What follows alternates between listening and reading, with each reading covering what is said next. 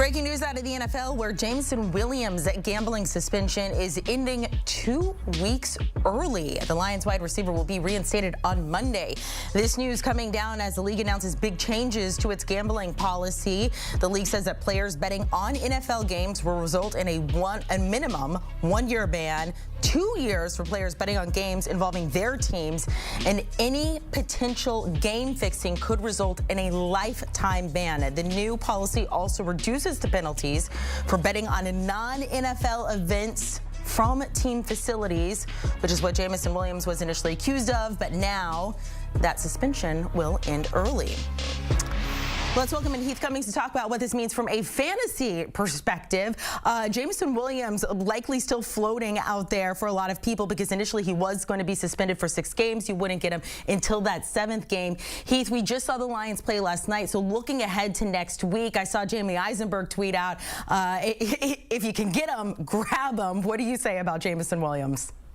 Yeah, I think he's definitely going to be on the stash list when we get to waiver wire next Tuesday or Wednesday. Somebody that you add with the hope that potential hits, because his potential is spectacular. First round pick last year. A lot of people thought he might have been the most talented player in that draft class, and we think that wide receiver class was pretty good.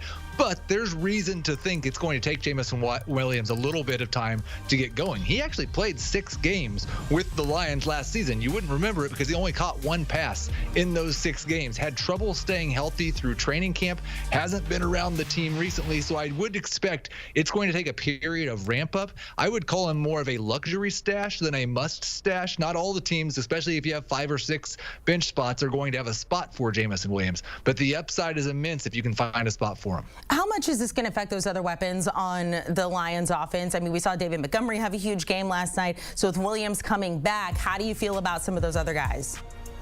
That's the thing, and the reason you have to have questions about Jameson Williams. I don't think he's impacting Amon-Ra St. Brown at all. That guy is an elite #1 wide receiver in the NFL. Sam Laporte has come in and setting rookie records for a tight end, the clear #2 in that pass game.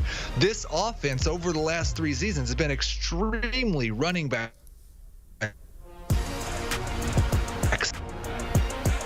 David Montgomery and Jahmyr Gibbs this year, that's not going away. The guy you see there that really could take the step back would be Josh Reynolds. The reason you question that is he has that connection with Jared Goff since they were both in Los Angeles together, and he's been playing very well early this season. If Jameson Williams takes somebody off the field out of the game plan, it will be Josh Reynolds. All right, Heath Cummings, a lot to digest there. Good luck to everyone. I know we were talking to Jacqueline D'Agostino, who said she's 3-0. I don't know what she's doing. I don't know what players from Lions she has, if any. But we'll make sure she gets this as well. Heath, thank you so much. Heath hosting Fantasy Football Today Dynasty. Did you know this? Yes, we have a podcast dedicated to Dynasty Fantasy Football. Along with Heath, the rest of the FFT crew, guests from around the industry, join the show. You're going to get waiver wire, buy or sell, grade the trade, fantasy cops, but from a Dynasty perspective, also weekly Dynasty Fantasy risers and fallers in season. Make sure to download and follow.